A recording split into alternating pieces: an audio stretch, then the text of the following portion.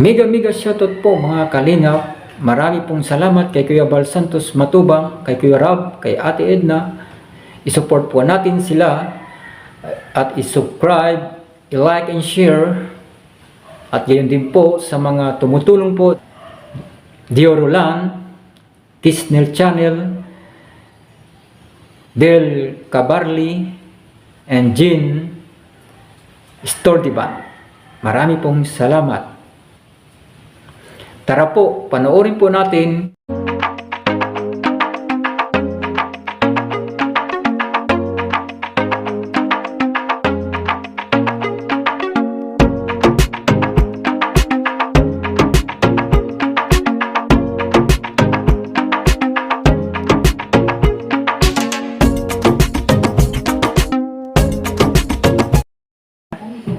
Tanungin mo si Lola, dali. Ibulungan mo si Lola, dali. Tanungin mo kung ano.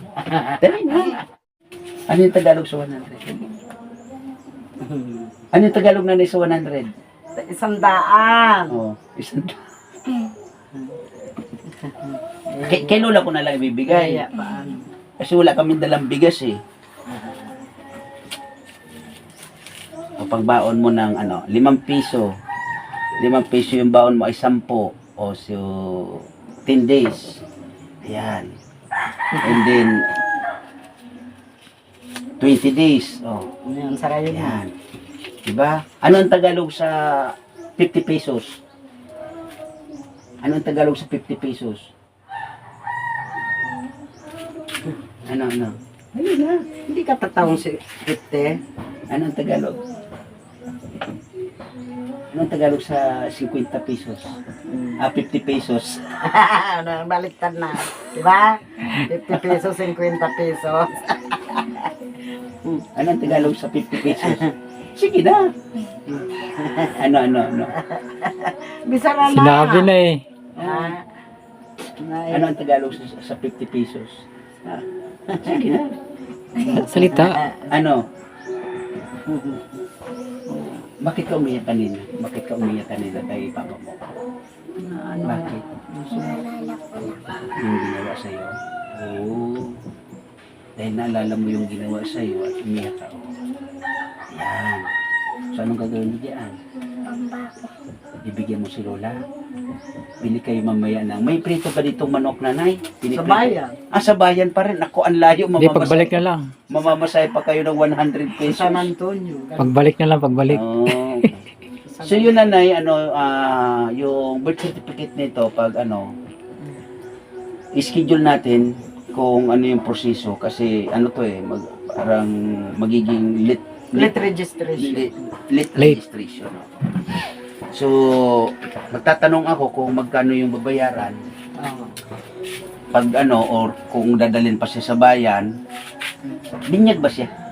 Kaya nga ako hindi nabibinyagan at alang rehistro. Hinihingi yung okay. rehistro bago binyag. So may makukuha tayo dito na, kasi baka hingian to ng yung nagpaanak, ganon, yung pipirma doon sa nagpaanak. Hindi ako. Hilot ako dati. Okay. So ganon na lang. Titulada ako.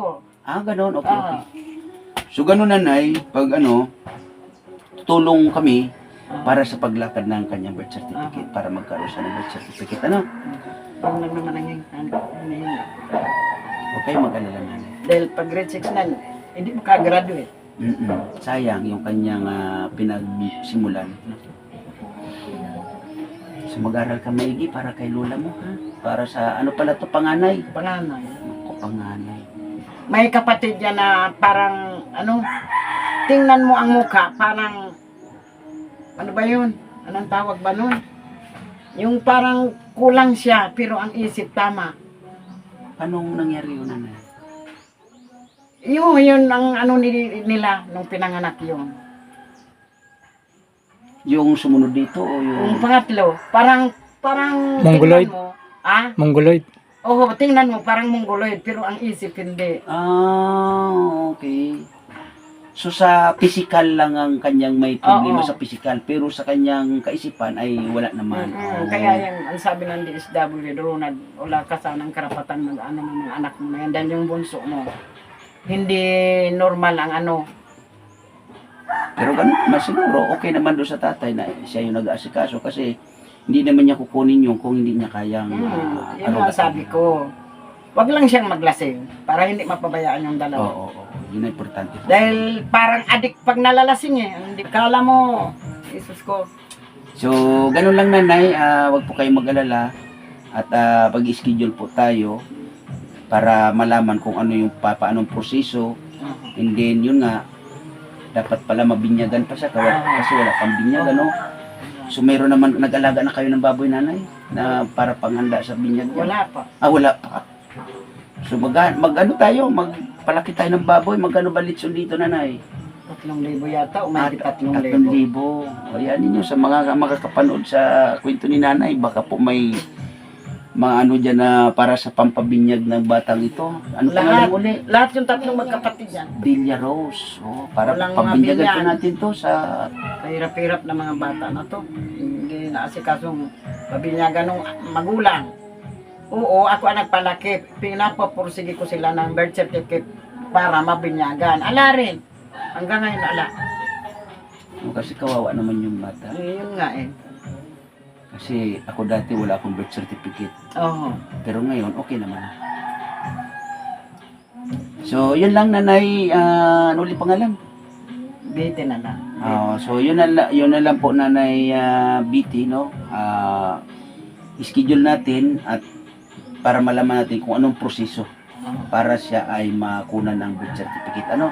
Huwag po kayo mag-alala.